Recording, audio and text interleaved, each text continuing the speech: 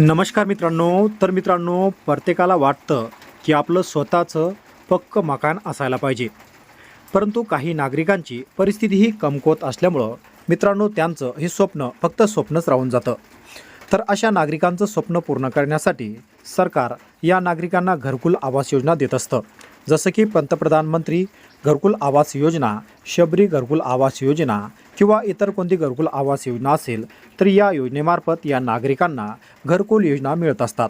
आणि या घरकुलामार्फत त्यांना जवळपास 3 ते 3.5 लाख रुपयाचा या ठिकाणी फायदा होत असतो.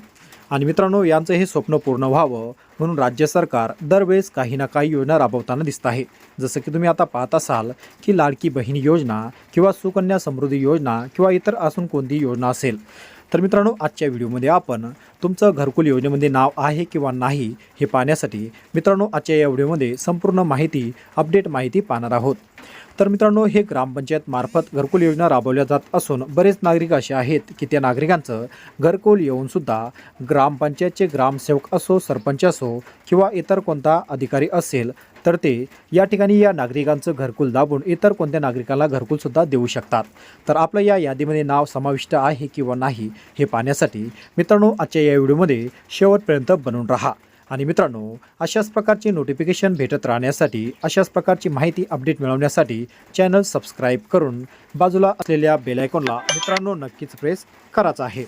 तर मित्रांनो, आता या यादीमध्ये आपलं नाव आहे किंवा नाही हे पाहण्यासाठी आपल्याला सर्वप्रथम गुगल क्रोमवर जायचं आहे. तर मित्रांनो, हे पाहण्यासाठी मी खाली डिस्क्रिप्शन बॉक्समध्ये लिंकसुद्धा ठेवली आहे. त्या लिंकवर क्लिक करून तुम्ही तुमचं या यादीत नाव आहे किंवा नाही हे पाहू शकता. तर चला करूया या व्हिडिओला सुरुवात. तर मित्रांनो, अशा प्रकारे या ठिकाणी आपण वेबसाईट ओपन करून घेतलेली आहे. तर या ठिकाणी ऑल स्टेट नावाचा ऑप्शन तुम्हाला दिसत असेल. तर या ठिकाणी जेही आपलं राज्य असेल ते राज्य आपल्याला निवडून घ्यायचं आहे. तर या ठिकाणी नेटवर्क थोडं स्लो असल्यामुळं मित्रांनो थोडा वेळसुद्धा लागू शकतो आणि व्हिडिओ थोडा मोठासुद्धा बनू शकतो.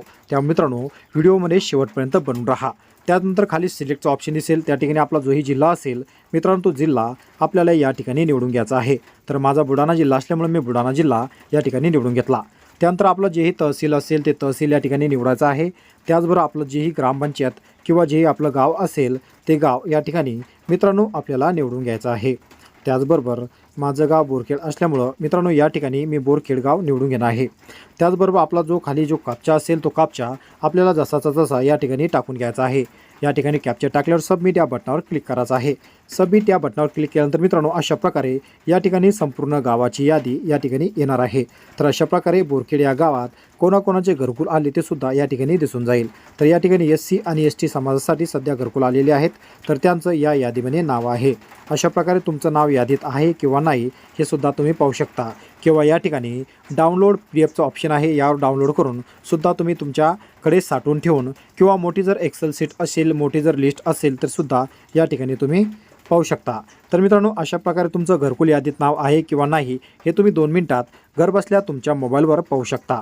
आणि तुम्हाला घरकुल मिळेल किंवा नाही मिळेल याची विचारपूससुद्धा तुम्ही ग्रामपंचायतमध्ये करू शकता. तर मित्रांनो, आशा करतो व्हिडिओ तुमच्यासाठी इन्फॉर्मेटिव्ह वाटला असेल. तर व्हिडिओ सेव्ह करून ठेवा आणि चॅनलवर पहिल्यांदा आला असाल चॅनलला सबस्क्राईब करून बाजूला असलेल्या बेल आयकॉनला नक्कीच प्रेस करून ठेवा, जेणेकरून प्रत्येक अपडेट तुमच्यापर्यंत सर्वात आधी पोहोचत राहील.